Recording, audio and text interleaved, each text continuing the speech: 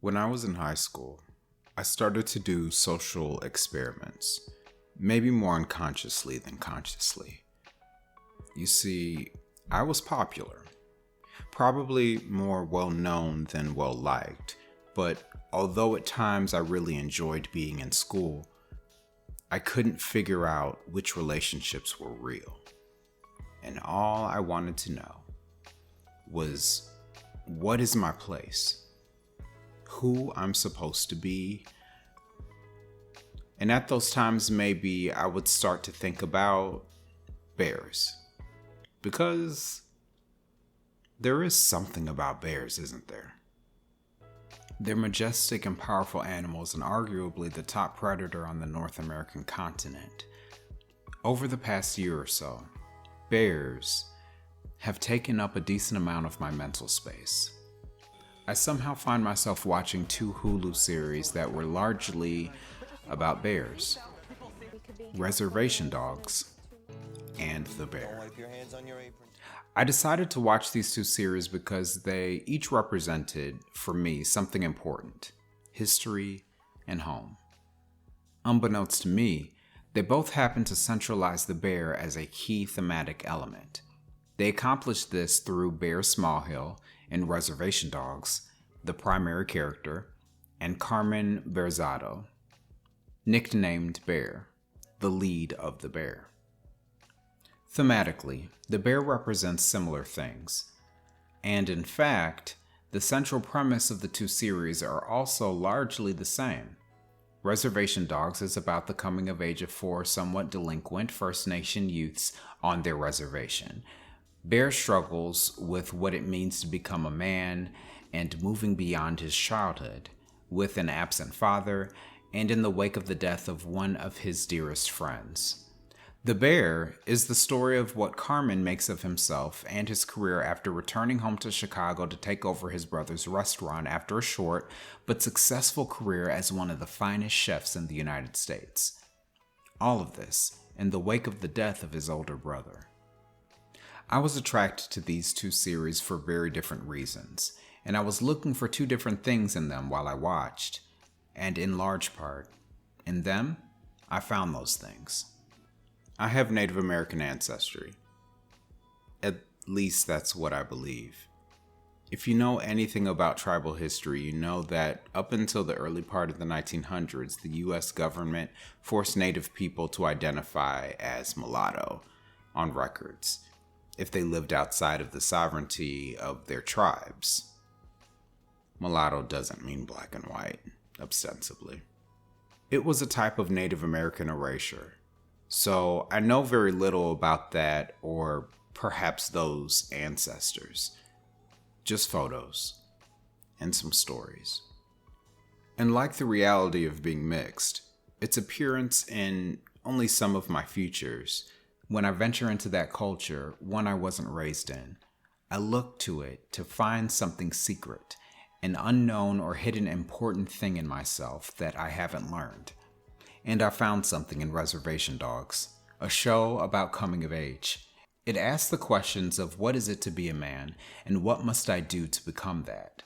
It engages your spirituality, that which is found in yourself and in your community, as the primary driving force of that change. Bear takes a number of steps to find the answers to those questions for his own journey and his own maturation. He finds the resolve to leave the reservation to perform a passage ritual with his friends, and through that ritual he finds himself sequestering himself and going on a type of vision quest. For Bear, this quest, incited by that ritual conducted for the passing of a friend, was one that for his friends meant closure and gratitude. For Bear, at the encircling that he and his friends made when they joined arms, it began his own journey, where he talked to spirits, sought guidance, and asked himself the most important questions, learning throughout his trials that being a leader isn't all he needs to be. Proud to be a part of it. He needs people, and even still, leadership is best done in community with others. The Bear, on the other hand, is largely about family, your duty to it, and in whom or what do we call home. This bear, returning to his brother's restaurant, endeavors to make something out of nothing.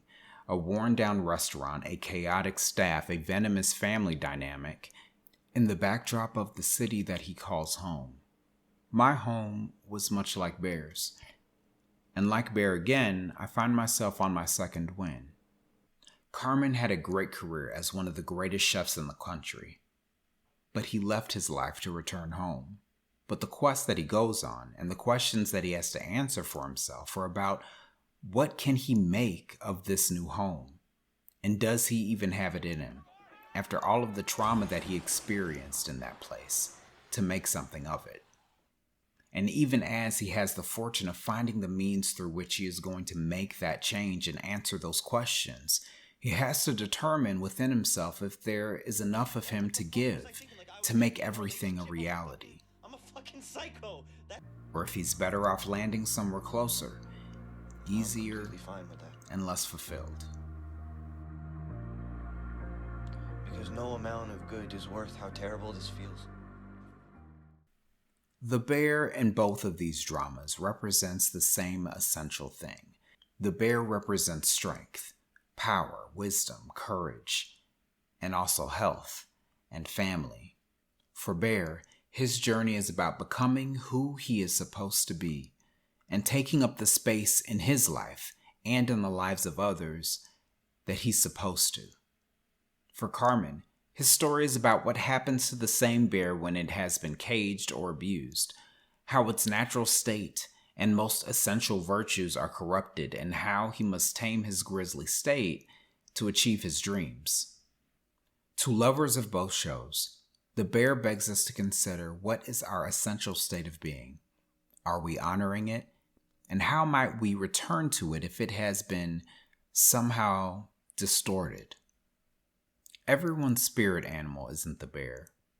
But if you find yourself seeking wisdom and your courage and strength is being tested, if you've been caged before, and you seek the family and health that's been lost to you, it might be. And if so, it might be time for you to take a journey. And with these two bears is a great place to start.